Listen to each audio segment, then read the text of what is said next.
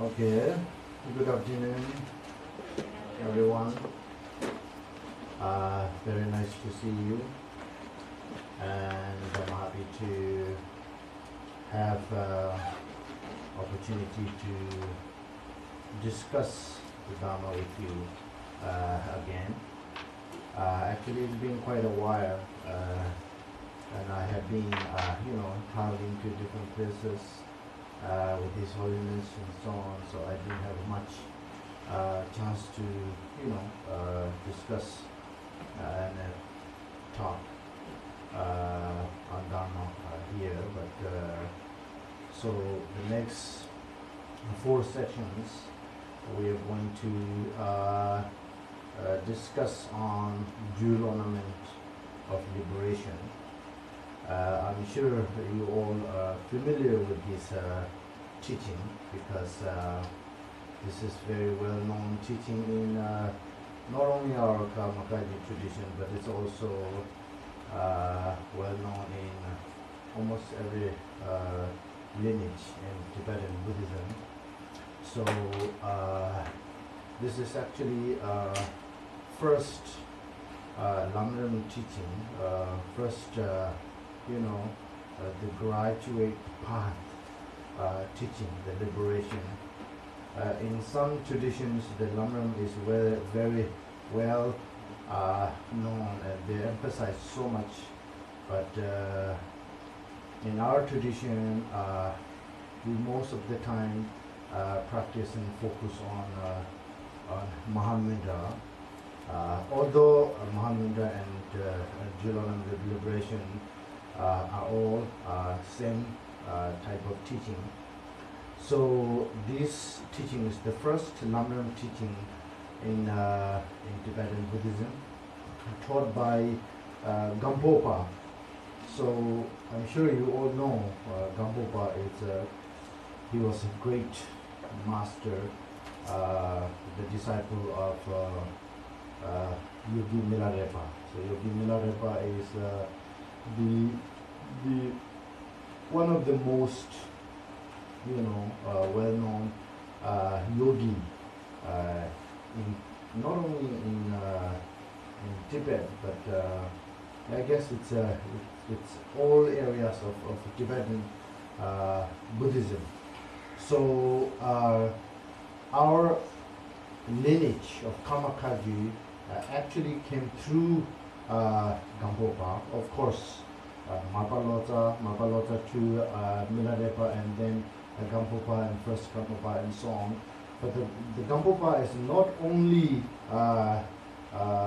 lineage holder in Mahamudra teaching, but he is also one of the lineage holder in Kadampa tradition. So Kadampa is a lineage or tradition that came through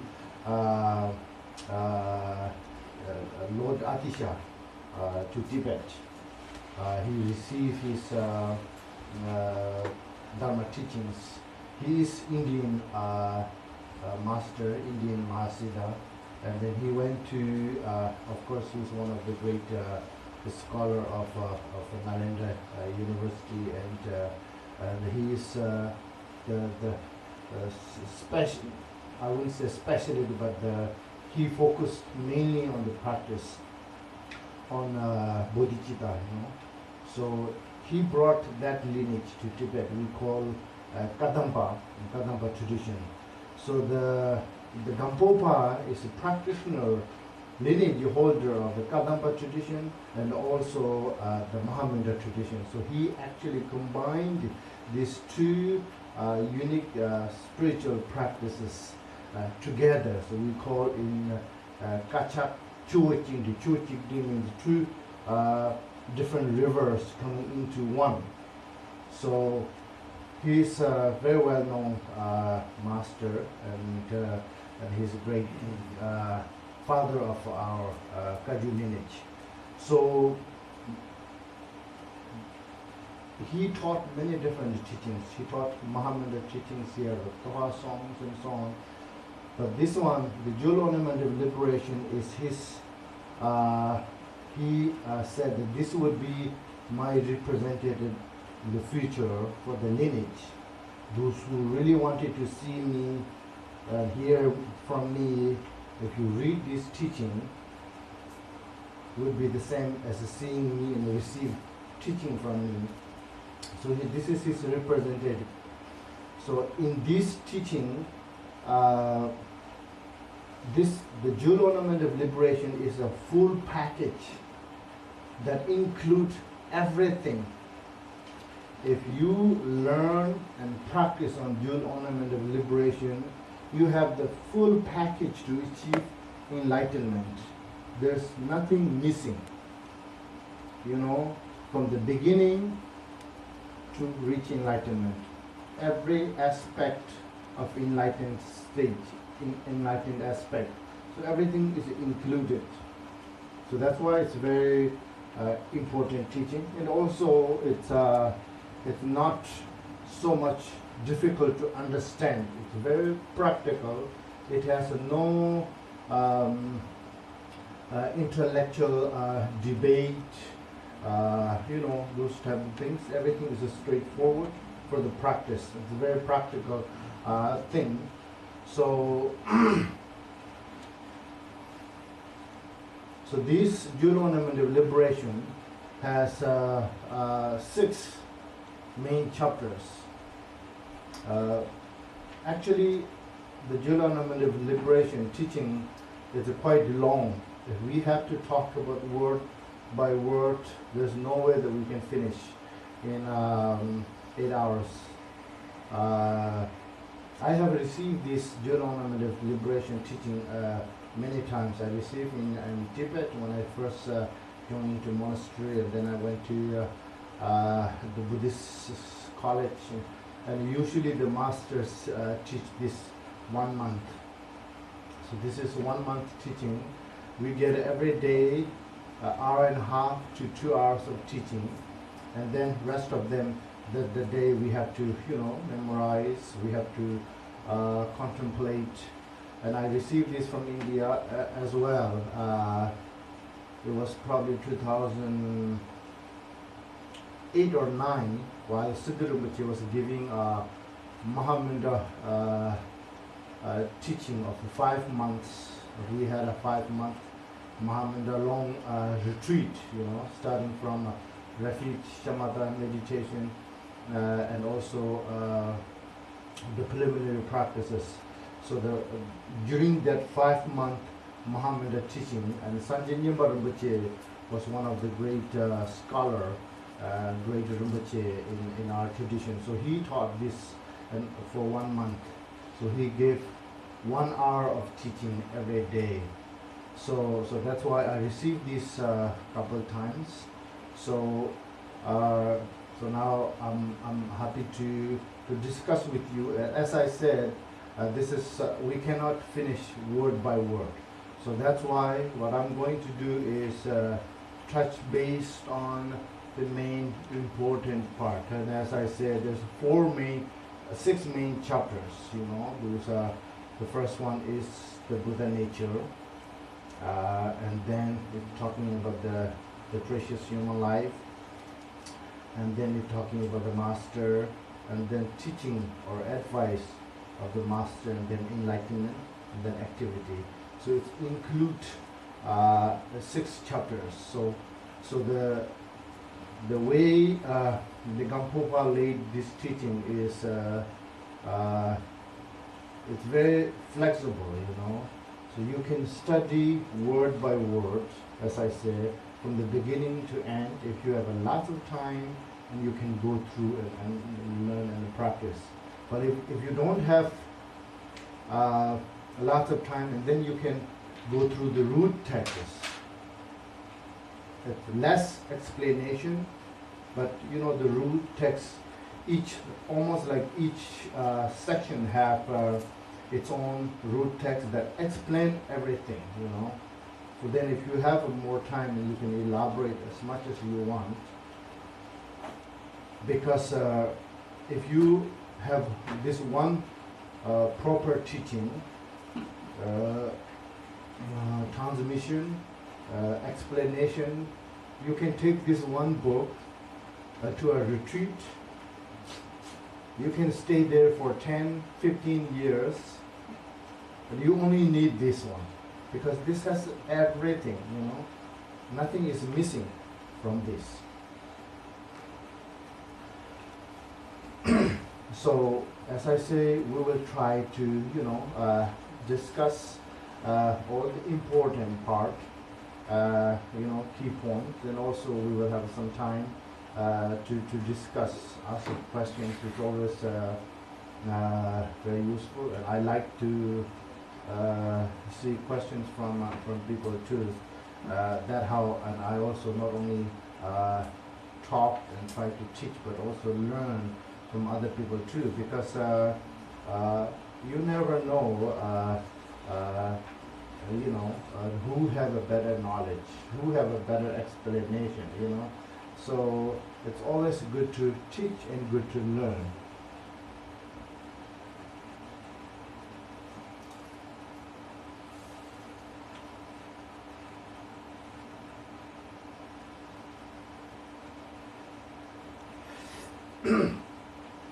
So in the 6 chapters, the first one is Buddha nature.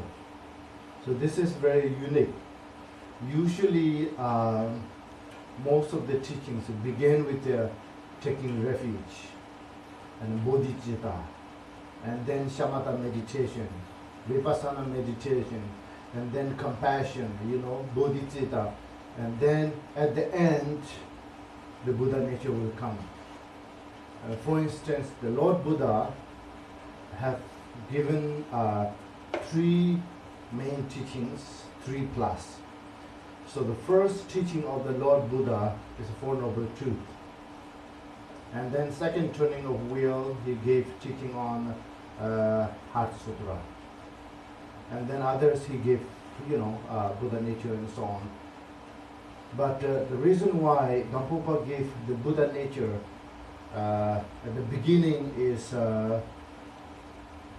you know, when you approach to do something, first you have to have that confidence that if you start to do this job, then you will get, you know, if you study, you know, go through these schools to learn doctor or lawyer, after you spend this much years, you know that somehow you will become doctor or lawyer, you know, or whatever your, you know, career. So Buddha nature tells you that you have this potential. If you do practice, you will achieve enlightenment. You will achieve actually what you know, look for. So that's why it's very important. If we don't know, even if we practice the Dharma for years and years, we don't know what we're gonna get. So that's why he tells, if you do this, you will get this. You know, that gives a lot of hope for us. If you practice the Dharma, you will achieve happiness, you will achieve enlightenment. Why? Because you have, every individual, every sentient being have that potential. So now we know that we all have the potential, as long as if we have enough time and you know, put enough effort, we will be able to achieve enlightenment, we will be able to achieve bodhisattva, we will be able to achieve arhat, we will be able to achieve you know, better human being, better life. So that's why he's telling us the Buddha nature at the first place. So here his teaching begins with, well, there's you know, first when Buddhas and Bodhisattvas, when they give a teaching, they make homage, you know, to their masters and Buddhas and Bodhisattvas. So first part is actually the Gampopa did a prostration to Manjushri, you know. So there are different, I don't know how important it is to talk about, but there are different ways of doing the prostration. I mean, you know, they're making the homage. when they give a teachings. There are three ways. One is Manjushri, and then one is Buddhas and Bodhisattvas, and one is Buddha himself. So the teaching that you are going to compose belongs to, or it's a part of Madhyamika, part of Abhidharma. Then you make the prostration to Manjushri, because the Manjushri is the deity of wisdom. So if you are composing or making commentary for the teaching of sutra, we have three types of teachings: Abhidharma, Sutra, Vinaya. So if you're talking about the sutra, and usually you make that the prostration to Buddhas and Bodhisattvas, because most of the sutras that taught by, it's all come through Buddhas and Bodhisattvas asking questions and answers. This is how all those Buddhas, 84,000, the quarter of 84,000 teaching, which is a sutra, this is how they established. And then the Vinaya is one of the type of teaching, which is all about the discipline, moral, ethics, and so on. So those detailed things are only conceived by Lord Buddha himself. So therefore, all the Vinaya teachings, actually Buddha himself directly taught. So therefore, whenever you make a composed teaching or commentary, you do the prostration to the Lord Buddha himself. So here, this your ornament of liberation is part of Abhidharma. So that's why Gampopa made the homage to Manjushri. So he says, I'm going to do the prostration to Manjushri, and then I'm going to do the prostration to my guru, or root guru, Milarepa. Because of Milarepa taught me so much teachings, so I be able to write this precious teaching today. So therefore, for the appreciation, and I do prostration to his guru.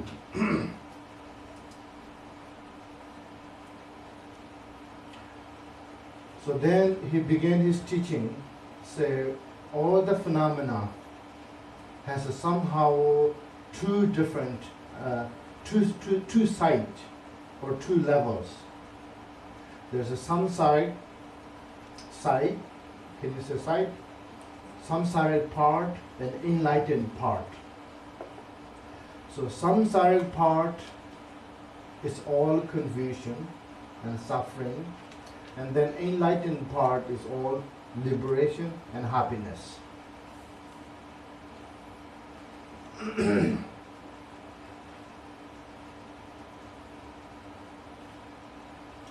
So samsaric is full of suffering, and nirvana or liberation is the absence of suffering.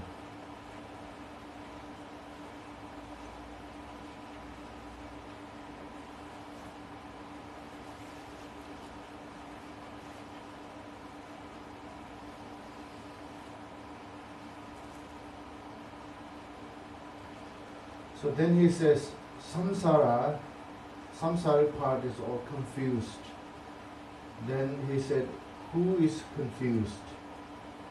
All samsaric beings are confused.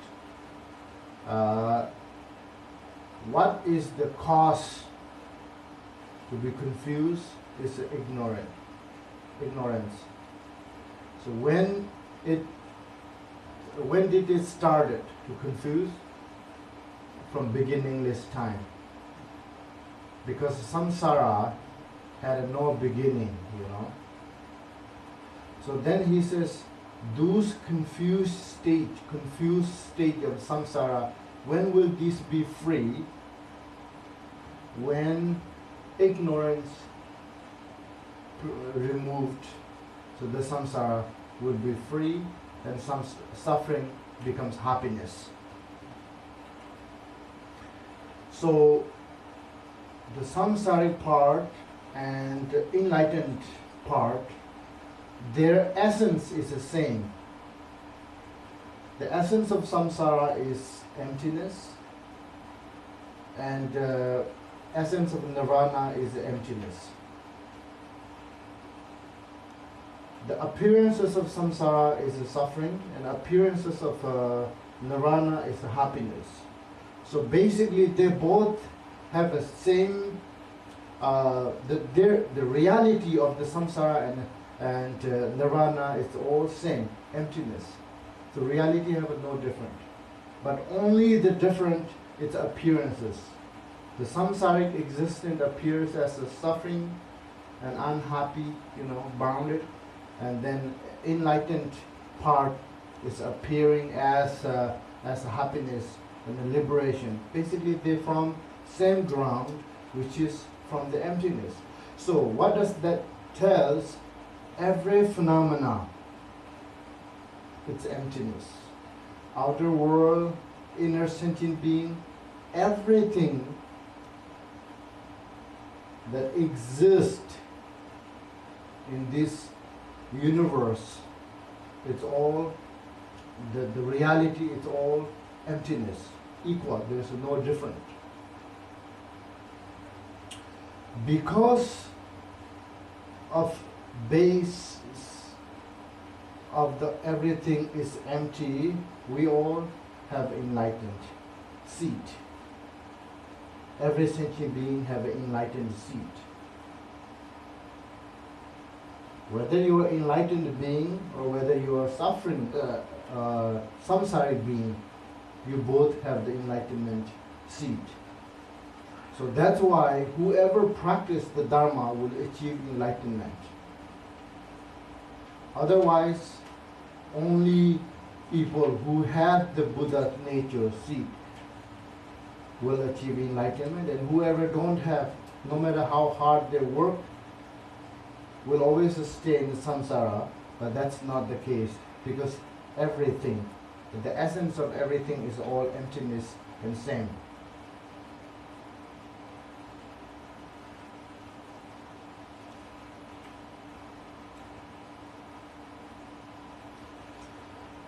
So now, actual subject of the teaching is the Buddha nature.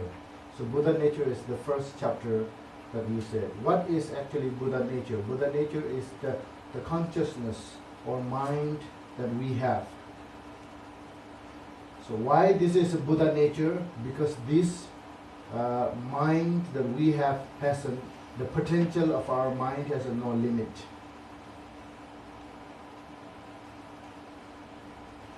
When we listen the teachings, contemplate on, meditate on teachings, our mind can achieve,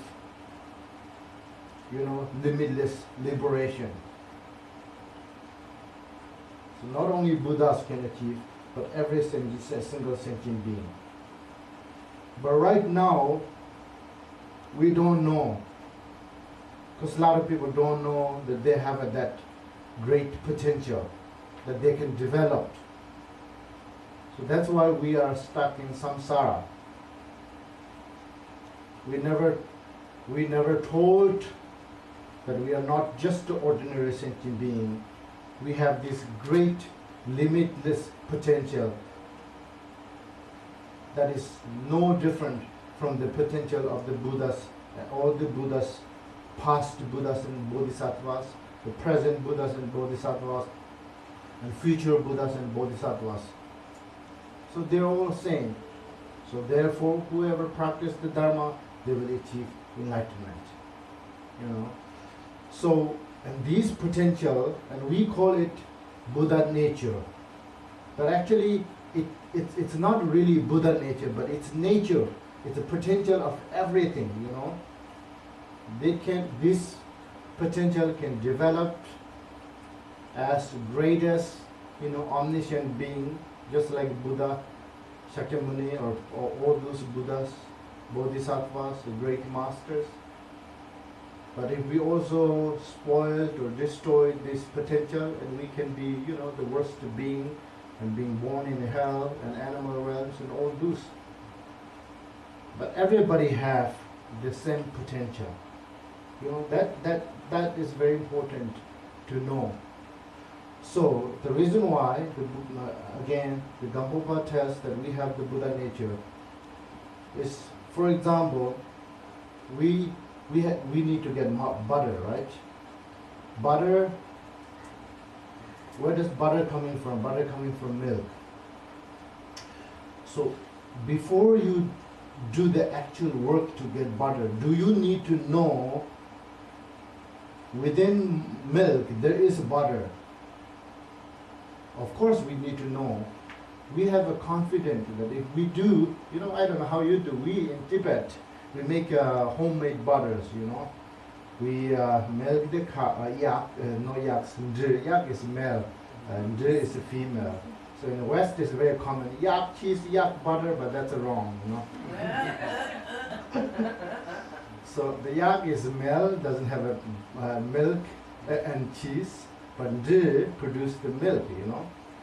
So we milk the and then we have a yak skin, make a yak skin bag and put the milk inside, and then you blow, you know, tight, and then you put in the sun and mix. So one person's whole day job is shaking this, you know. So at the end of the day, and then when you pull out this in a big container, you will see lots of butter there. You take out. But even before you spend a whole day of shaking the milk, you need to know there is butter. Otherwise, and somebody else will come and put a lot of water in there and then shake a whole day and thinks that there will be, you know, the butter will come out. And I have a story from Nomad, you know, where in my hometown there's no electricity, you know. So one person, he went to the city. City have a light, you know, the light. So light is not like this, like that. We have light bulbs. They hang the light bulbs and then wire runs, you know. So then he asked, how does this work? And they said, oh, this has you know, something to do with gas and you know. And then he went to a store and bought a little gas, and bought a little robe, you know, and light bulb. He went back home. Now I have a very good idea. We don't need butter lumps to light the rooms anymore, you know. And then people say, no, you cannot do that. No, he said, yeah, I learned it. So he put the gas oil in a container, put the one end of the, you know, the rope in there, and then he run the other end and tied the light bulb in up there, and he's waiting, wait, it will come, you know. when the dark came, nothing happened. So he doesn't know how does it work. So that's just a silly joke.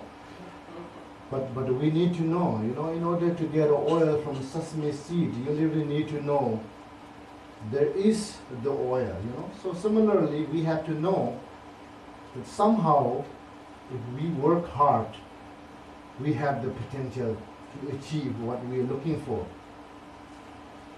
So Buddha says every single sentient being, regardless of a race, language, the skin color, and no matter, you know, even like in animals, and every sentient being have the potential to achieve enlightenment.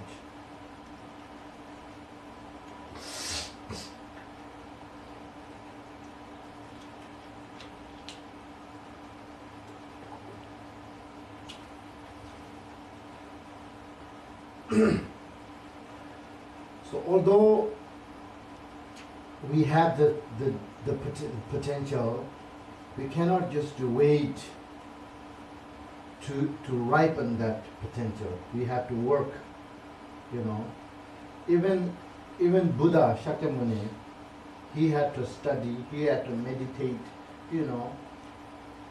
So, you know, he was an ordinary being, we all know. Buddha was nothing really special. Even though different traditions of Buddhism have a different, you know, little ways of explaining Buddha's life story. Uh, if you look in a Theravadan tradition, their Buddha's story is a little different for us, because we said, oh, Buddha, he, practiced it in past so many eons, so many years. But if you look in the Theravadan tradition, the Buddha's book, he was just an ordinary guy, prince, and he had a, happy feeling, unhappy feeling, just as any ordinary being. Even after he became Buddha, he was like, of course he's very smart, intelligent, compassionate, and so on, but still he's like a human being. When he get old, hard to walk, when he get old and his disciples doesn't listen, he's upset and all those things. But in our Vajrayana tradition, the Buddha's life story is slightly different. But even Buddha was an ordinary being, and so that's why he said, his last message in one of his sutras to his disciples, and they were so upset because Buddha is going to pass away, and he says, don't worry, I have left all my teachings there, so you can teach these people. But if you want to make this in short, just tell 4 messages. First, Siddhartha came and he practiced the Dharma, he achieved enlightenment, then he passed away. The 4 things. So what does that tell us is Prince Siddhartha, just a prince, right? He didn't came from heaven, Nothing special, just like us. He's tried to run away from his palace, and his family tried to stop, and then he saw all those pain of sickness and old age. He was just, it becomes somehow unbearable for him, So then he looked for something, and then he realized and he learned there is a way to go beyond those. So he meditated for so many years, then he achieved enlightenment. So, ordinary person have the potential, if you practice, achieve, liberation. So then he said, I left all my teachings. So whoever want to practice, I already taught 84,000 teachings there. Whoever learned this, they can become just like me, free from suffering, achieve enlightenment, And then the last one is he passed away, which means that nothing is everlasting, Even though Lord Buddha achieved enlightenment, he doesn't live forever. One day he has to leave. So all of like that. So it gives a lot of hope for us, Ordinary being, we are ordinary being.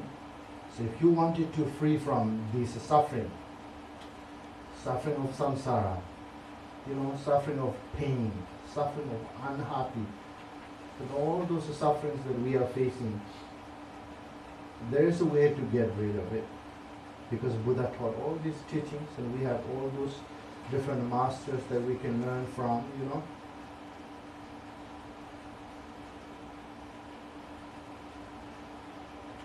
So, and again he said, even though you all have the Buddha nature, it will not just automatically ripen. You have to work hard to practice. Whether you will make use of that very special Buddha nature is up to you. It always depends on your effort, your diligence. If you don't have enough, if you don't put enough time and effort to practice, to develop this Buddha nature, you won't just naturally, dissolve and naturally transform into enlightened being.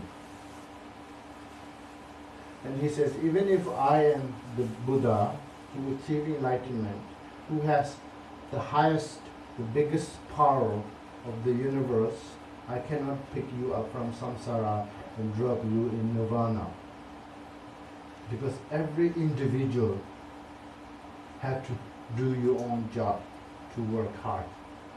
You know, so that's why, do we have a Buddha nature? Yes, we do have a Buddha nature. Not only Buddha nature, we have a nature or potential to achieve everything you wish for. You have a nature to become, potential to become bodhisattva. You have a potential to be an arhat, a scholar, and powerful, and anything, you know. But that's not enough. We have to work hard. So then it comes to the next chapter, which is the precious human life.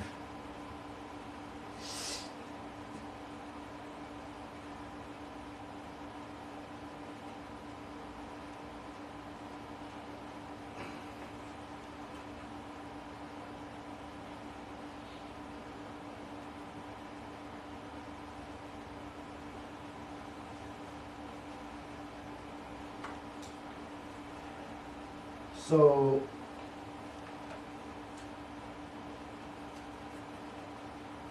when we say every living sentient being have the Buddha nature, then doesn't matter. You don't really have to have a human life, because everybody have a Buddha nature.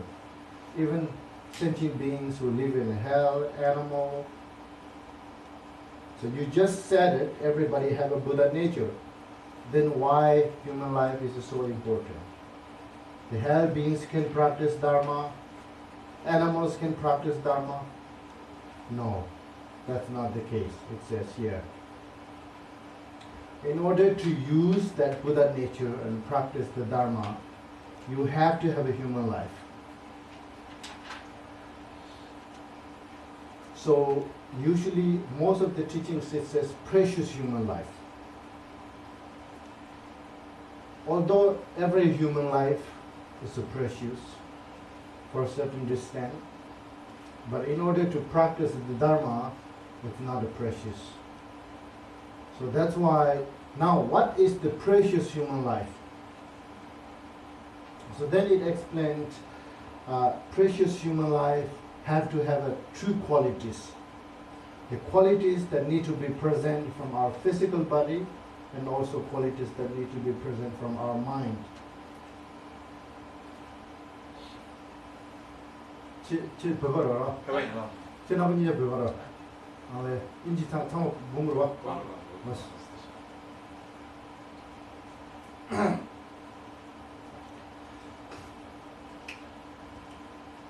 So the reason why it says precious human life is because you have to have a human life that has total, how do you say, capable of learn, listen, contemplate, and meditate.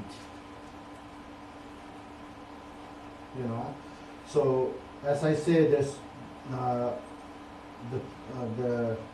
qualities that need to be present from physical body and mind.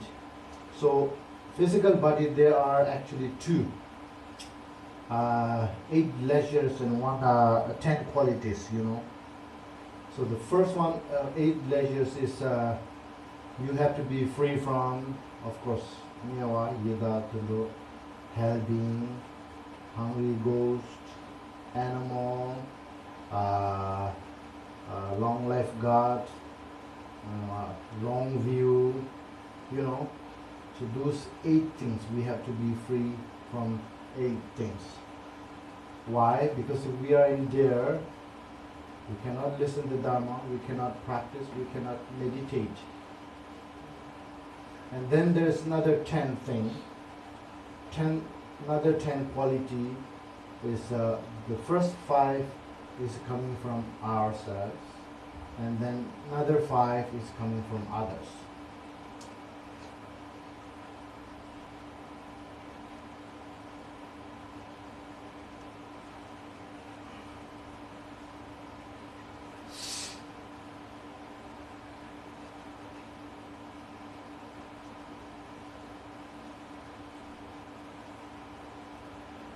So when we say these 8 leisures, they are basically too busy. You know, they have not only no time, but they are not, how do you say, they are not, Motivated. huh? Motivated? Yeah, kind of, but maybe they are not capable, because they have to deal with much more difficult situations, you know. So hell, for example, hell being, and I know we have, none of us don't remember anything about hell. I'm sure we have been, you know. So long ago. Ah, So long ago. yeah. But we don't remember. We don't have that kind of wisdom to know, remember, recognize those. So, but and according to teachings, you know, the hell have a hot hell and cold hell, and you know these different pains and so on. So they are too busy to dealing with this. You know, try to get out of those. They have no opportunity to learn the Dharma. Listen, there's no masters, there's no teachings. You know. They have no opportunity. So this, the first 8 thing is called 8 leisures, right? Yeah. Leisures. Yeah. Mm.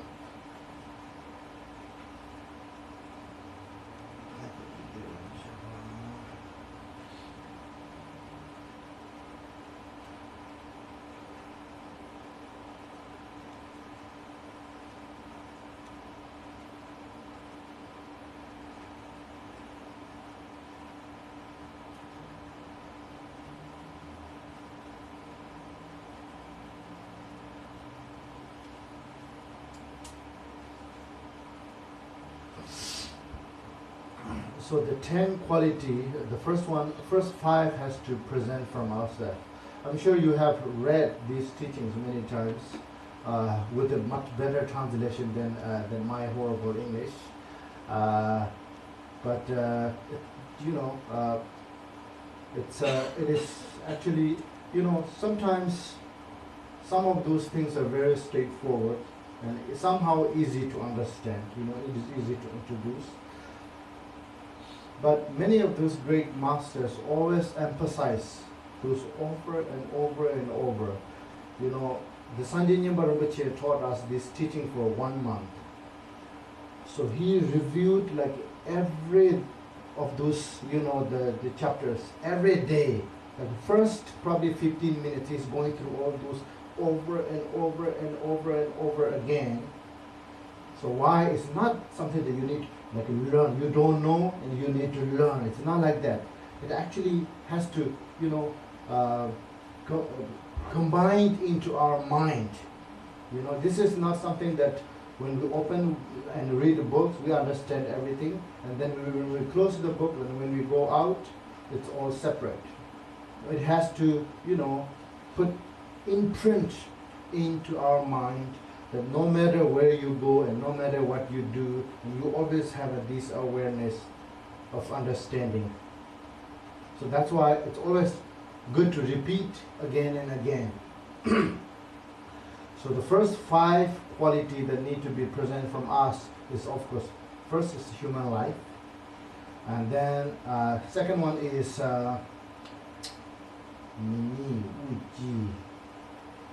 Uji means U means central, you know. Chi means born. You have to be born in central, you know. Central. Someplace where there are teachings. Yeah, central where there is Dharma established, you know. Otherwise, even if you are human, if there's no Dharma, it won't help. And then Wangbo Tang means you have to, all your 5 senses, you know, faculties has to function properly. And otherwise we don't understand, you know. But maybe now it's different because, you know, there are different technologies that can help you to understand or to listen or see, and you know. But for a proper practitioner, and we need to have all our senses properly work, understand, communicate, see things, hear things, smell, taste, feel. So those things are very important, right?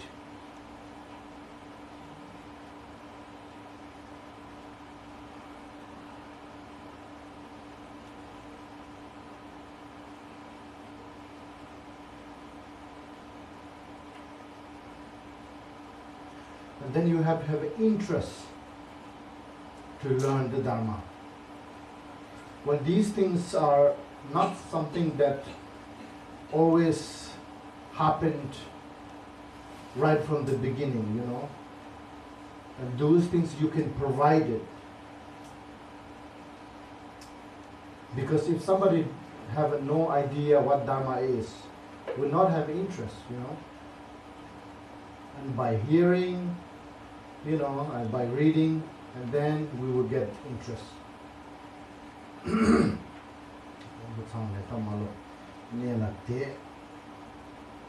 the next 5 is from others.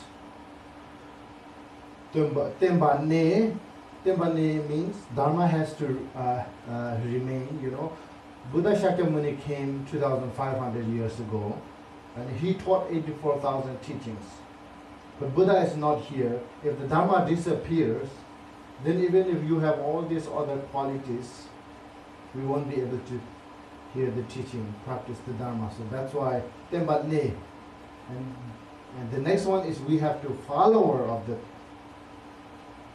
Because if you look in this world, there are over 7 billion people. Only a few million are follower of Dharma practice. So it has to follower of the Dharma. And then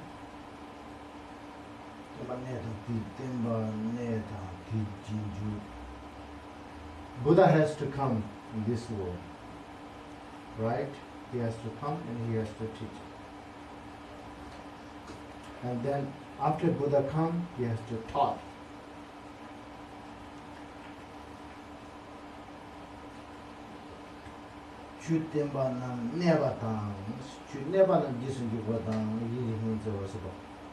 And then sometimes, the last one is sometimes, even if you have all the other qualities, if you don't have a facility, if you want to practice Dharma, you have somehow, people have to support you.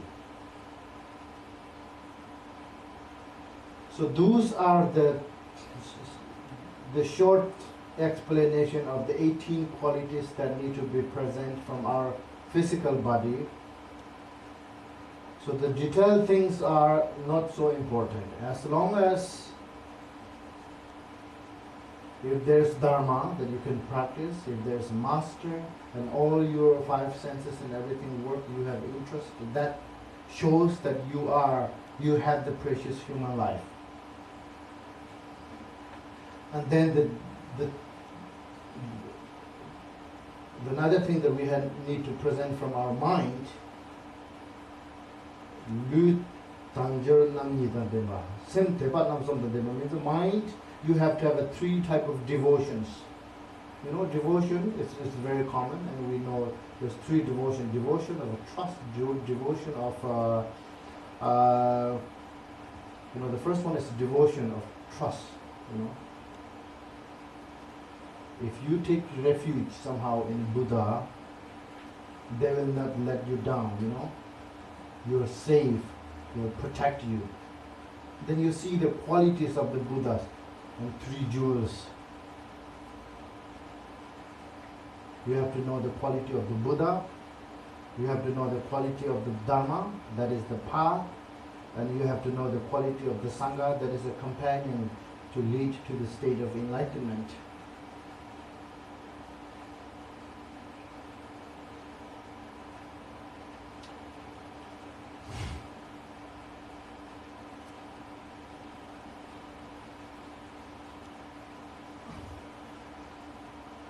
So, a lot of times people feel that why do we have to talk about the precious human life so much all the time? We already have a human being, but there are millions of human beings there. Why it's so difficult to achieve? But when you compare with other lives, you know, the number of human beings is very little. You know, there's only few billion people in this whole universe. But other lives, the life that's living in the water, life that's flying in the air, you cannot count at all. Right? So we as a Buddhist, we believe that everything comes from cause and conditions. We don't believe that there is an external God that creates everything. And we believe everything coming from our own cause and conditions. So why there are so little human beings out of those, you know, billions and trillions of lives there? Because there wasn't enough cause and conditions to be born in human realm. You know, human realm, the best life is a human realm, need lots of required cause and conditions. You know? So why we have a life, precious human life here, and we may have generated so much practice, Dharma practice, help other sentient beings. As a result, now we have a human life. So the basically what here is a human life is the only life that would be the proper base ground to practice the Dharma. So that's why the Buddha nature was cause. It's like if you wanted to plant something, you need lots of things. The first thing is the seed, which is the Buddha nature. Without seed, you can have a beautiful land, you know, soil, water, sun, everything. But if you don't have the seed of what you want to grow, nothing will happen, right?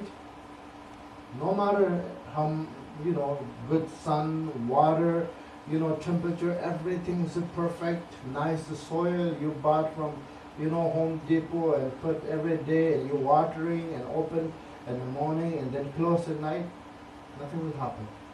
You have to have the seed. So that's why the Buddha nature is like a seed. We have to know. If you don't know the Buddha nature, then we are in big trouble. So once we have the seed, so now what? If you have a beautiful seed and put on your table, and then you expect to grow something, a flower, or you know, it doesn't work. You need a nice ground, right? That is human life.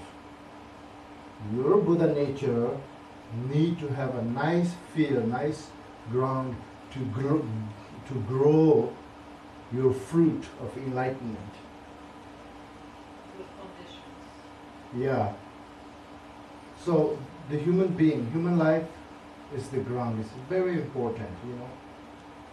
If you don't have that ground, then where you're going to put your soil, you know.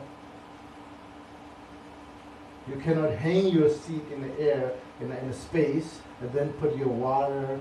No, it doesn't happen. Somehow you have to have the ground. So that is human life. It's very important. We have to realize, we have to, you know, recognize, we have to appreciate. If we don't contemplate and think about all these things, we don't appreciate how difficult to achieve human life. And then we don't realize how easy it is to destroy, you know. So this will come actually in the next topic. We don't have to talk about how easy to end, to destroy our you know, precious human life. But here we have to understand how important it is.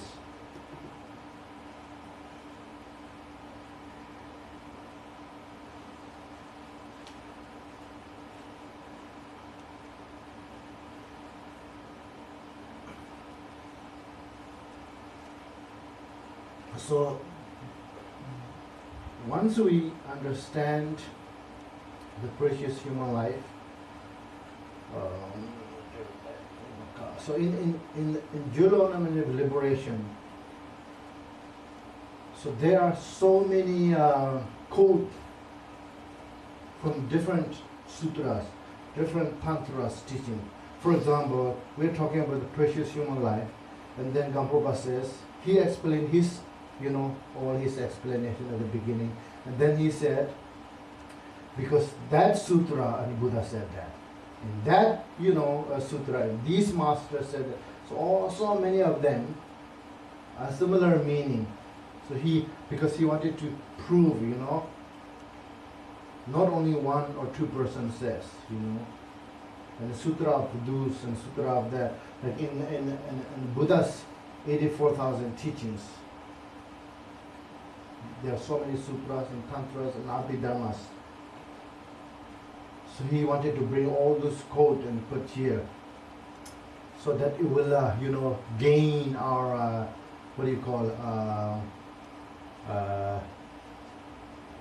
trust, belief, confident, gain our confidence.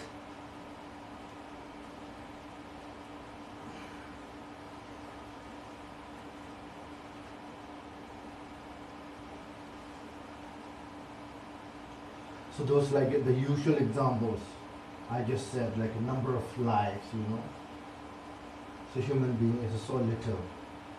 The other lives, if you go to somewhere in the park, if you lift up a one rock, you cannot count how many lives there. And if you look in the water, how many fish is there, you can. If you go into the jungle, how many mosquitoes, Even after you kill 15,000, still there are more. So when you compare to those, the human life is very little. But then, among the human life, how many people have ability to practice the Dharma? If we look in the world, there are thousands of millions of people just dying with their disease and war and terrorists and hunger and all those things. So we are very fortunate, right? And even if all those, people are rich, and still they have so much problem, anger, hatred, jealousy, competition, when you were watching the soccer, like all those, the soccer players, they're already very famous. They have a lot of money and everything. Like England was playing with, which one? Croatia. But they lost. Everybody was crying. You see, our mind has no sort of containment, We always want something more and more. But they're already at the third or fourth. Everything so popular, everybody knows they're great players, but still because they didn't get the first one, or second one. It's all like this. At every level of society and the community, you have that problems. So we have everything. We have no problem. We have enough food, place to live, and we have lots of Dharma books to read, lots of masters, so we should be so happy. Really, it's important to remind ourselves. When we talk about the Dharma, when we read the books, sometimes you feel you are the best person in the world. But when you go home and you face some difficulties, then all will gone, So the Dharma practice, that's why it has to stay in our mind all the time. It's not something that you can use for one section or one day in one area or with the certain people, Something you need to carry with your life until you reach enlightenment. That should become part of you. So the more appreciation you have, this makes you happier, So the Dharma practice, you see, we think Dharma practice, what is the purpose of Dharma practice? If you ask that a Buddhist person or monk said, become Buddha, enlightenment, what else? that's true, the whole purpose, main purpose of practice of Dharma is to achieve enlightenment. So now, the question is, what is achieve enlightenment? You become God one day after you practice, or many days, many months, you become God. You suddenly you change your color gold, and then you can read everybody's mind, or you can fly. No, it's not like that. Even if you change your color gold, even if you can read everybody's mind, even if you can fly, don't need to buy air ticket and go to New York, come back France, and still your mind, the happiness. Maybe you will have a certain happiness at the beginning, but then slowly becomes more trouble, Because human mind, human desire have no limit. We always want it, right? Want. The more you have, the more you want it. Like you see now, even like all those environmental problems are because of that, There are only very limited resources. Then human mind have a no limit. We took everything. Now there's almost nothing left. It's too late to realize, but we still want more. So what I'm trying to say is enlightenment. If you become enlightenment, that's a great thing. That is very important, and we all want that. But do we really want enlightenment? I'm not sure. Are you really practicing the Dharma, learning the Dharma to achieve enlightenment? If you are, that's great. That's our ultimate aim. But not only that, the practice that we are doing, every time that you do practice, you should be happier and happier. You should be a better person. You should be have less anger, less hatred, less jealousy, less competition, So this is how it works. What I'm just trying to say, it's like a practice the Dharma for many years, then one day everything changes. Like empowering, for a completely different person. Not like that. It's a slow process. At the same time, we would be able to see the improvement of the Dharma. Practice the Dharma. The more practice you do, you become kinder, more respectful, more patient, more forgiving, and smarter. Your wisdom, your compassion increases. So basically, you are becoming more Dharma practice you do, you're becoming better and better and a better person. And once you reach to the highest level, that's what we call Buddha. Right?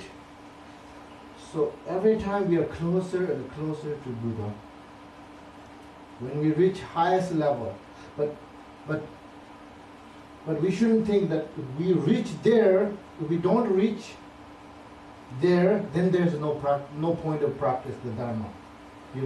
Whether you reach there or not, if you reach there, it's a great thing. We all want that. But even if you don't reach there, doesn't matter how, wherever you reach, it's always good. So that's the thing. Dharma practice, all those aspects of Buddha's teaching, like precious human life, Buddha nature, impermanent, all those, everything that you learn, you can apply right away into your life, and that will change your life into better direction.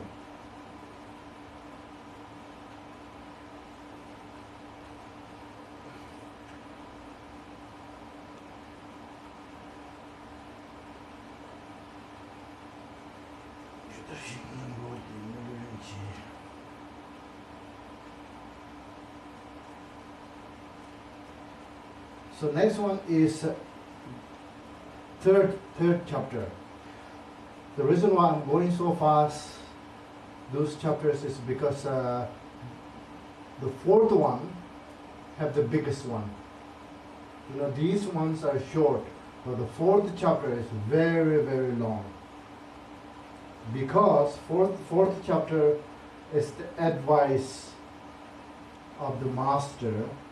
So that includes all the all the teachings, Dharma practice, the whole path.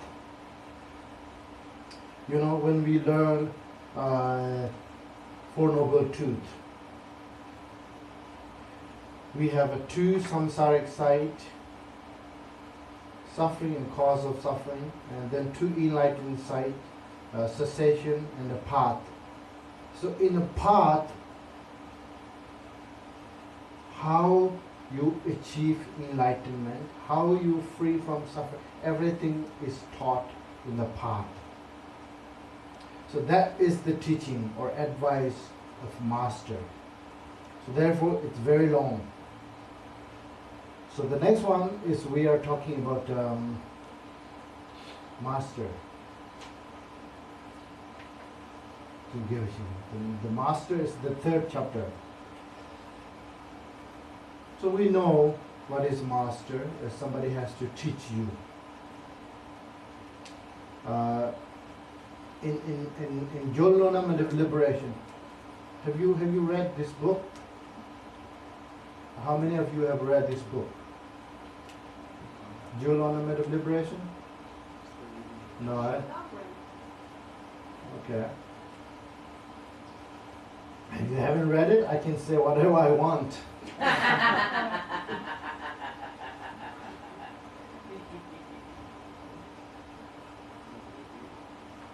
Oh, you have it? Okay, good.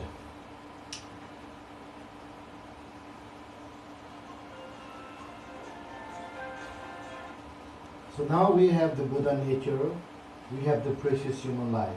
So we have the seed and we have the ground. Does these two good enough to achieve enlightenment? No. So the next one is we need master to teach us how to practice the Dharma. And here the master has categorized into three. Buddhas and Bodhisattvas and ordinary master. There are three. So three different masters have three different disciples. We as an ordinary being, we cannot choose our master Buddhas, because we cannot see them, we cannot hear the teachings from the Buddha. So now who can listen and receive the teachings from the Buddha? The Bodhisattvas. Bodhisattvas who achieve like the first, second, third, all the Bhumi levels, they can receive the teachings from the Buddha Dharmakaya, you know. This Buddha Dharmakaya and Nirmanakaya, and then ordinary, teacher. So only the Bodhisattvas can receive teachings from Buddha, Dharmakaya, the Sambhogakaya. So we cannot choose Buddha Dharmakaya, Sambhogakaya as our master. So then can we choose Buddha Nirmanakaya? Yeah, sure. If you see any Buddha Nirmanakaya, sure. You can learn teachings, or listen teachings. But we don't have any. So now we have to choose somebody who is almost as our level, who can communicate directly, because we have to learn, we have to listen to. We have to listen from the teaching and then contemplate on what we have listened. And then we have to meditate on what we have contemplated until actually we become teaching, Eventually we have to become teaching. first big teaching and disciple are somehow separate, but once you contemplate and meditate, we become the teaching. There's no teaching that bring outside. You yourself become the teaching, you yourself become the path, you yourself becomes Sangha, then eventually we become Buddha. So we, as an ordinary being, when we have to choose ordinary master,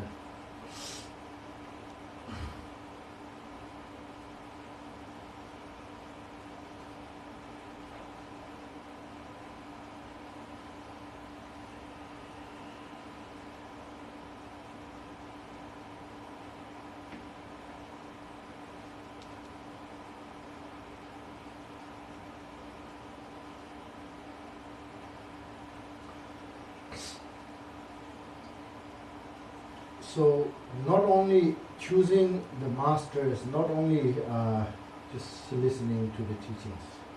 When we talk about the refuge, three jewels, Sangha, the Sangha is our guide, right? So we may say, why do we need a master? We already have all those teachings that Buddha already taught it, and we can, directly read from his teachings.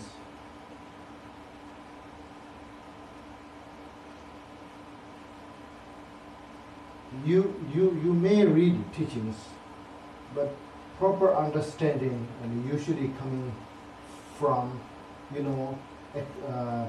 from the teaching of experienced masters. I'm not talking about like me, the real masters who have a genuine practice and a knowledge. For example, we have our destination, that is Buddhahood. So we have to go to Buddhahood. So we have to take, route to get there. But if you haven't never been there, okay, let's say we are going to Muskoka for vacation, okay? If you have never been there, it's difficult to get there. Either you need to have a very good map, GPS, or somebody who have already been there. Otherwise, you may end up in Niagara Falls or Kingston, If you've never been there, you don't know how to get there. So in order to get in stage of enlightenment, we have to have a guide who can really tell us when we go through the jungles, all those tigers and lions, they will eat you, So samsaric being, going to an enlightened stage, we have so much obstacles. Our anger and hatred, like tiger of a hatred and lion of anger and wolf of jealousy. All those are always there. Wherever you go, they're always chasing after you. And you need to know how to, escape, how to go around. So that's why we need to have a proper master who can tell us, who can show you the right path. If you go down there, but when you drive through African lion safari, the lions and everything is there, right? If you don't listen to those guys, if you open your window, they'll come into your car and eat. You have to follow everything they said. If you listen to everything they said, you'll be arrive at your destination nicely, and also journey you will see so many good things. So those are just examples, So that's why it says we need master who can show us the path, which is very important. So maybe we can ask some questions based on those three topics that we discussed. The next topic will be the fourth one, which is the teachings of master, which is starting from impermanent. So that we will talk about next week. Some young people want to study Dharma, but they don't have access to a master or a teacher. Does that mean they're not practicing proper Buddhism, or can they still practice it without having a teacher? Well, it depends, you know. If you reading right books, it helps. You know, there are lots of simple, easy books that explain very well. But nowadays, there's too much access, you know, like too much information. So many books, so many things on internet, you know. If you search something, it will bring, you know, tons of things. Then you won't know which one is right and which one is wrong. If you end up reading the wrong one. But I'm not saying that everything is bad. There are lots of, you know, great sources, great information there. I know lots of Buddhist practitioners, they actually began to become Buddhist by reading the books, you know. And they read the books, they like it, they're interested, you know. Then they wanted to proceed further. Yeah.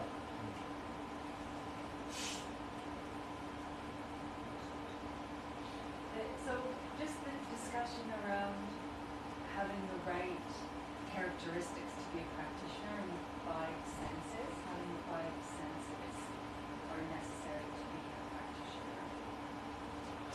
But then at the same time we have to remove, like we want to remove our attachment to what we see, what we hear, what we smell, what we taste. So is it not an advantage to maybe not have those senses in the first place?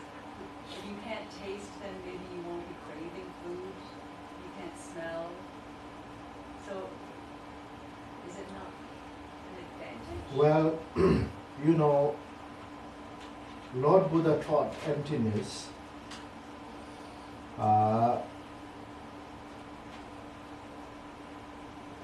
The reason why he taught the emptiness is, of course, one of the reason is nature of everything is emptiness, right? So another reason is without understanding emptiness, there are three poisons constantly arising and create so much problems. So how the three poisons are arising is based on the connections with our senses to the objects. So we have five senses: sense of eye, sense of air, sense of taste, sense of nose, sense of body. Five of them. They are linked to the appearances: form, sound, smell, taste, and feeling, right?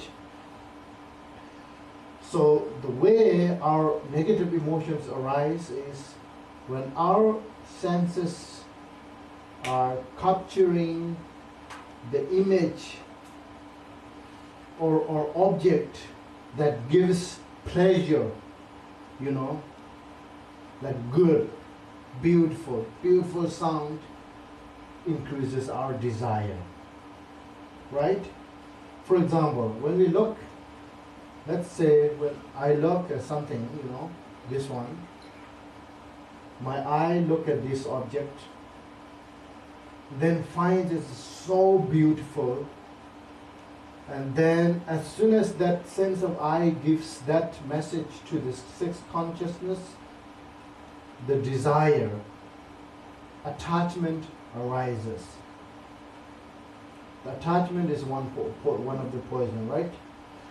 So then, when I look, my eye sees this, and finds ugly, very ugly, so then hatred, anger arises. Okay? So when my sense of eye look at, if it's neutral, then ignorance arises. You know? So your question probably fall into the ignorant part. You know, not knowing whether it's good or bad, it becomes ignorant, right? So ignorant is one of the poisons. So that's why Buddha says, you are wrong. When you see it's a beautiful, you're wrong. You see it's a ugly, you're wrong. You see it's a not neutral, that's also wrong. Then what is it? It's emptiness. So as soon as you see it, you should realize that it's emptiness. So therefore, it should not be the base of your anger or attachment or ignorance. You understand? Yeah. I wonder that, so someone say that's blind or that, or deaf, will they have is it harder for them to have an understanding that Well, they have they're no, ignorant of? they have no judgmental sort of what do you call Discernment? but still it's ignorant, right? They have no idea, not knowing it, not knowing what it is, not knowing that it's emptiness.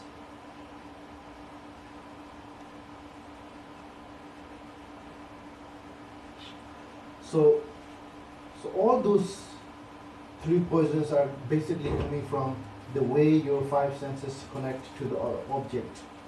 So that's why the Buddha spends so much time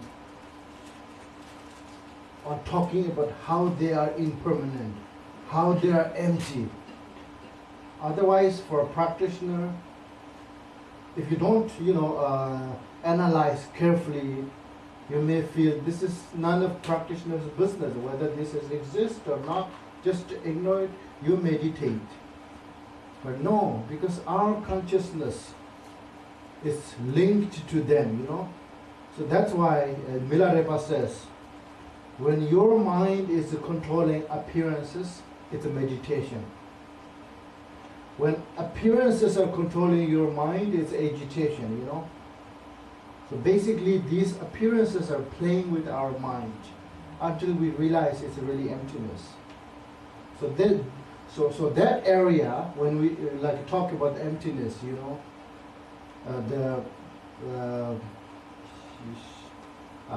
Chandrakirti is one of the great master, and he is very, very special master on Madhyamika, He's one of the main follower of Nagarjuna. So, end of his teaching, he said, written by Chandrakirti, who can milk from painting cow. So, what does that mean? Does it make any sense? No, eh? How can you milk from a painting cow?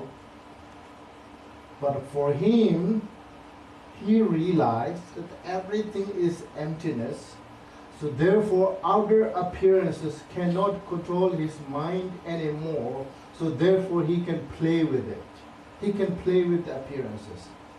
Like the great yogi Milarepa, he can go through the Rocky Mountains.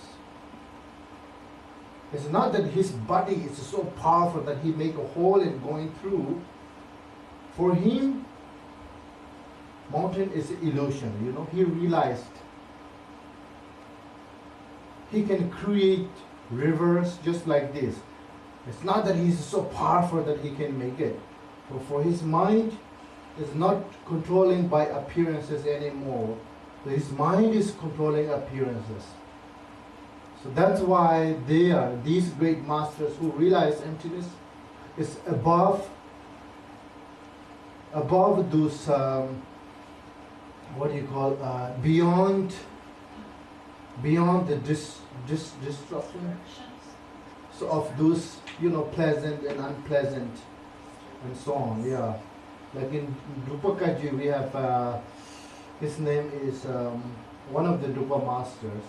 So he can actually pull sun back, make the day longer.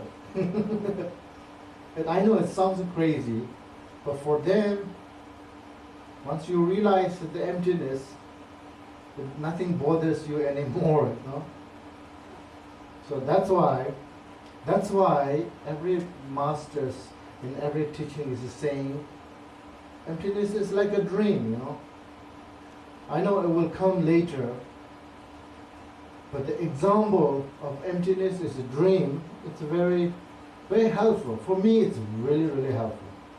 So he said, right now you are sleeping and dreaming. So Milarepa woke up, okay? So Milarepa woke up and he knows that he's dreaming. So therefore there's no huge mountain anymore, So when you're dreaming, and you can have all kind of dream, you can have accident. You really feel it, pain, and then you cry, and then call insurance company, they don't arrive, police give you a ticket, and so many things can happen, Until you wake up, it's all real. When you wake up, nothing's there. But if somebody tell you, hey, you're dreaming, if you know you're dreaming, even if you're sleeping, then you can actually change, You can change your dream. No accident. Like for the dream, like while you're dreaming, everything seems real. Like that dream is like a few hours dream, you can go into that much deep, that so much seems real. So this dream, we may think if it's a dream, it should wake up. But this is another level of a dream, that in order to wake up from this dream, we have to realize the emptiness. Once you really realize that, it is not only like intellectually knowing, or the table is just empty because it's composed by legs and top and all those, we call it table. If you take this apart, there's no table. This is the intellectual way of explaining. But the realize is one thing, right? Realize through your own experience is another thing. So basically, if we have to get out of all this pain and suffering of samsara, we have to realize. So that's why realize emptiness. That's why Buddha emphasizes so much. So therefore, the view, and we have in Buddhism, Tawa Samo, Chöpa Samo, Gompa Samo. Profound view, profound conduct, and profound meditation. The result of this the profound realization, which is enlightenment. There's a three principle thing, The view is very, very important. Sometimes the way, emptiness is a little confused, but if you really, think carefully, everything is emptiness. But you see the potential. When we look at this cup, if this is real, people think, but if there's five people have a 5 different way of looking at it. One person can find it's really beautiful, another person can find it's very ugly, another person can find it's neutral. So now, what is the reality? There's no real solidly existence of good or bad, Everything is like that, all interdependent. But what we have here, it's like energy, time. If you really go through all this digitally, you won't find anything.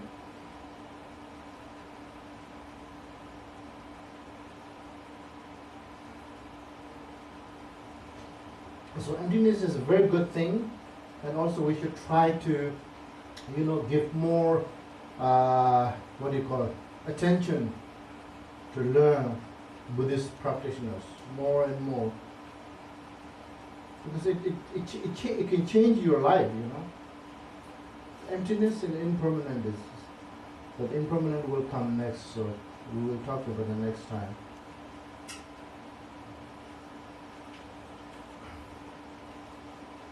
In the first chapter, they talk about in Tibetan Dejin Ni. Dejin Ni. In Tibetan, like that, suchness. Which What does that Ni? mean? Dejin Ni. Deshini? Suchness, Suchness. such as it was, such as it is, such as it will be, the Dharmadhatu, the Can I see it? individual. Tejini. Oh, okay, good. Tejini. Tejini is the reality. Yeah. What is Dejin? Tejini means the reality of nature nature of everything. Tejini.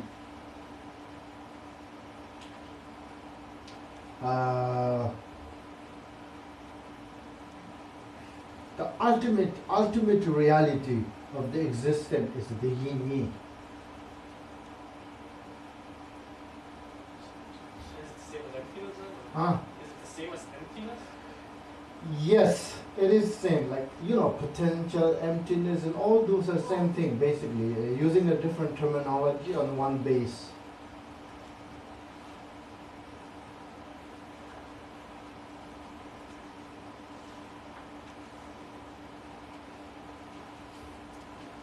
So if you have this book, then I think it's a good idea to read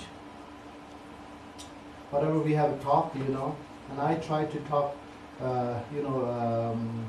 touch base with the important part, like a little bit from each subject. But if you need more, read the book, and then it will, the proper translations is there, and then you have questions, and we can, we can discuss next time.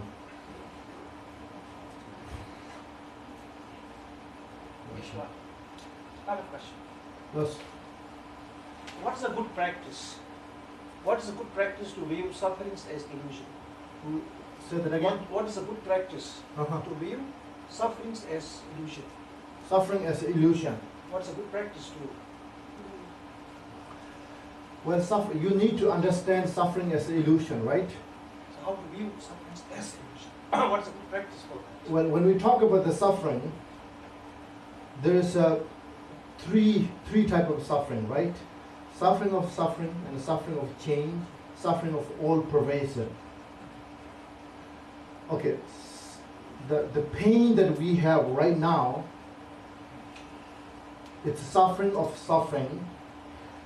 Okay, let's say we have a three type of feeling. Okay, three type of feeling. Everybody have a three type of feeling: feeling pleasure, and feeling unpleasant, and feeling neutral. The feeling pleasant is a suffering of change, and feeling unpleasant is a suffering of suffering, and feeling neutral is a suffering of all pervasive. So the suffering of all pervasive is as long as we are in samsara with the five pumonga, five aggregates, form and those, So as long as we exist as a living being with those five aggregates, we have a suffering. We have a fundamental suffering that is not bothering to us at all, because we don't feel it right this moment. This suffering is very detailed, settled.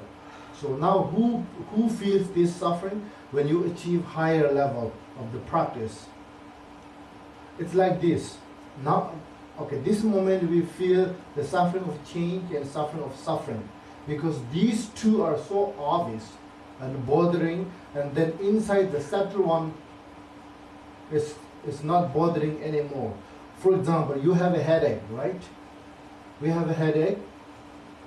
If you don't have any problem on the rest of your body, headache gives you a lot of pain, But then, if you have a cut here, your headache will be gone. Because this pain is so much. Is it gone? No, but you don't feel it. You know?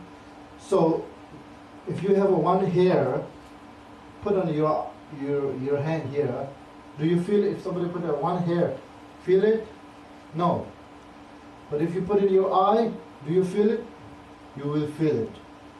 So, the bodhisattvas, our higher practitioners, are like their sense is like our eye, you know, they can feel it. But for us, it's like a hand. Because we are too busy with the suffering of change and the suffering of suffering. So now your question is how to look at the suffering as an illusion, right? Okay. The suffering, either it's a suffering of change or suffering of suffering, it's coming from temporary cause and condition. Okay? These both suffering. Okay, sufferings of suffering, it's we all agree, everybody agree it's suffering because it's feeling unpleasant. As long as it's unpleasant, it's all suffering. But the suffering of change is feeling pleasant, so therefore a lot of people don't agree. So therefore we never try to avoid this. We try to increase our suffering of change. So why this is a suffering? Because it's very short term, you know. It's coming from certain temporary cause and condition. So no matter how pleasant it is, end of the day, end comes. When it end comes, you will really feel the pain. For example, when you get something, you have enjoy, pleasant. But when you lose that, then you will realize the suffering of change. So these both sufferings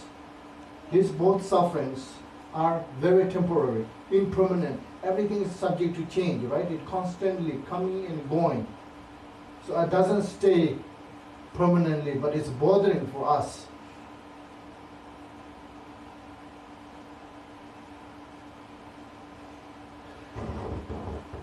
So look as an illusion. Look your suffering as an illusion.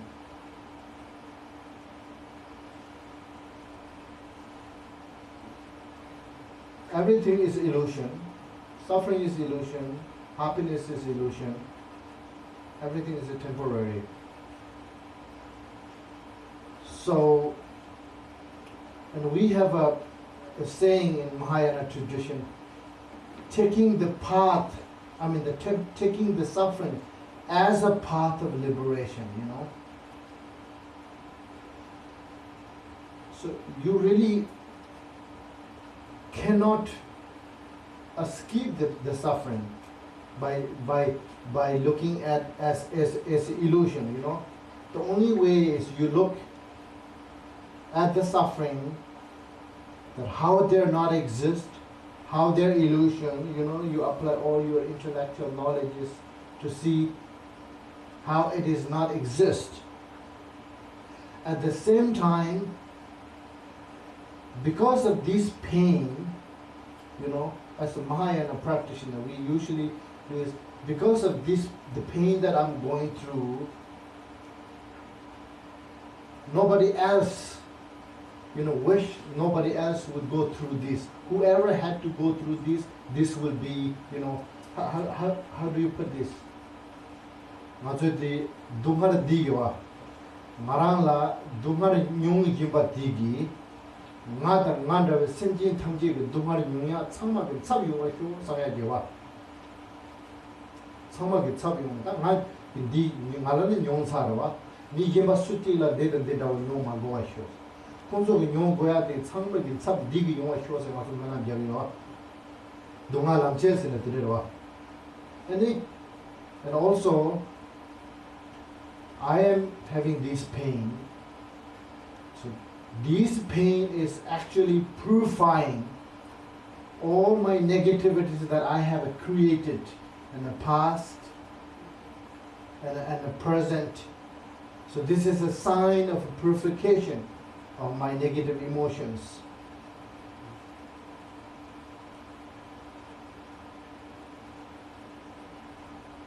Did it already?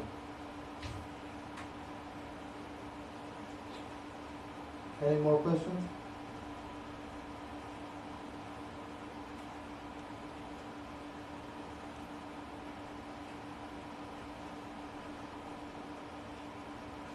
And they talk about Mahayana family in the first chapter. Mahayana family, yes. They have two classifications. One is the naturally present, and the other one is the properly attained. Uh-huh.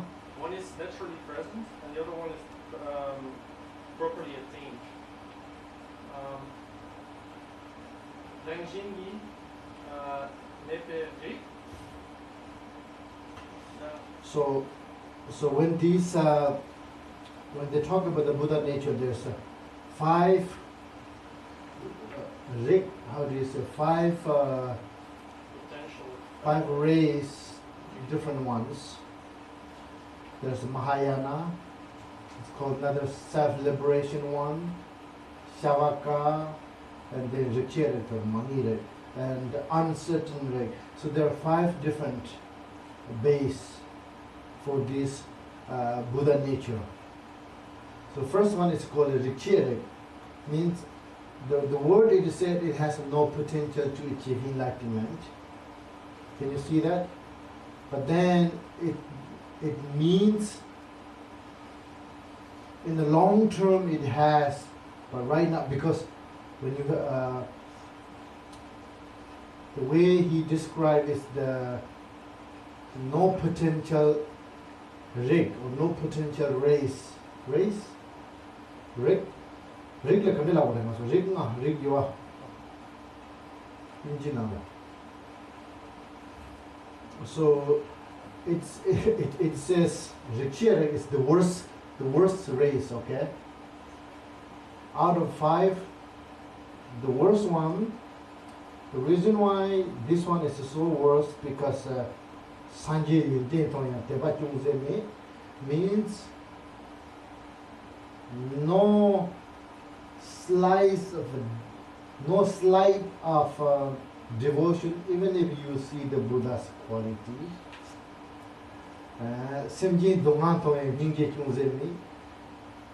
No slight of compassion, even if you see so much pain and suffering of sentient beings, you know.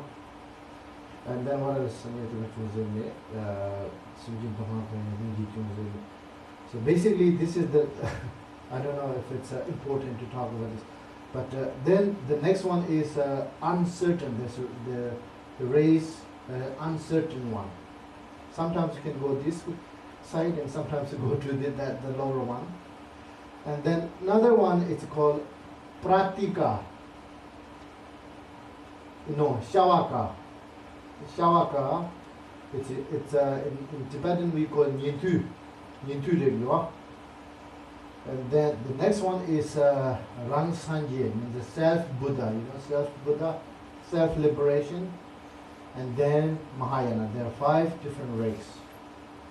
So what basically is saying is, even though everybody have a Buddha nature, but some potential are better. They say, okay, that's this way it's better. Some potential are better to develop, easy to develop. For example, if you have the Mahayana potential, it's much easier. Not Mahayana, Bodhisattva potential. And then Shavaka, Rang Sanje is, usually we have three three vehicles. In Mahayana, in Buddhism we have three vehicles. But commonly people say Mahayana, Hinayana, Vajrayana, but that's not really correct way of a traditional categorize the three yanas. It's Nyintu, Rang Sanje, and Tikpa Chimbo. Mahayana, Shavaka, and self-liberation. So basically, I think these two potentials are more like arhats, arhats level. Maybe it's not so important for us. Then when we go to the Mahayana rig potential, it says two. He was talking about the two, Rangjin rig and Genjo rig. Rangjin rig is a potential that you have from the beginning, the real Buddha nature. So everybody has that. Everybody have that one. And the Genjo rig means developed one, So the Rangjin rig, that you have already exist from the beginningless time is the Rangjin rig. And then you apply all those practices, then it will change to a real Buddha, like a Buddhas and Bodhisattvas. That's called Genjo, means the development. Developed. The seed potential and developed potential, I think. Rangjin rig and Genjo rig. So with His Holiness the Dalai Lama and His Holiness come up with the examples of that developed. Well, I believe that His Holiness the Dalai Lama and Gampopas are already enlightened beings. So is that just Yeah, they have both. Like ordinary sentient beings only have a Rangjin rig. Okay? Means the fundamental potential.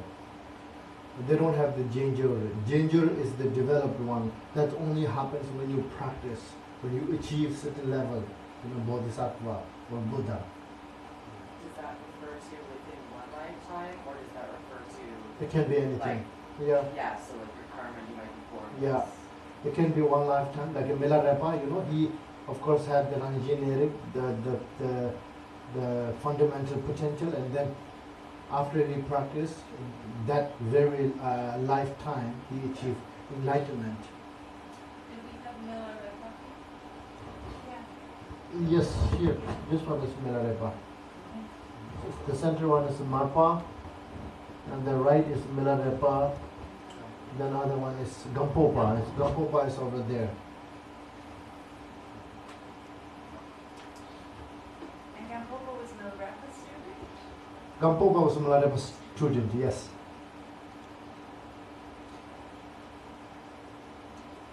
One of the Milarepa's student. Marpa is Milarepa's teacher, and who went to India and received teachings directly from Naropa and also other Indian Mahasiddhis and Nalanda. So he stayed in India for 16 years and 7 months. So that time going to India is very difficult, not like now. From Tibet, he has to walk. There's no bridges for the rivers. There's no road. He has to walk. But he went to 3 times and bring all these teachings from India. And he learned Sanskrit. He translates so much into Tibetan.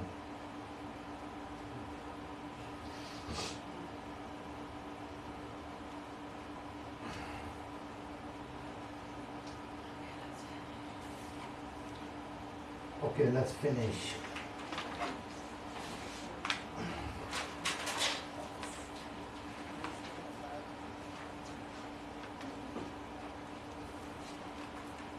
So we look at page number 13, okay?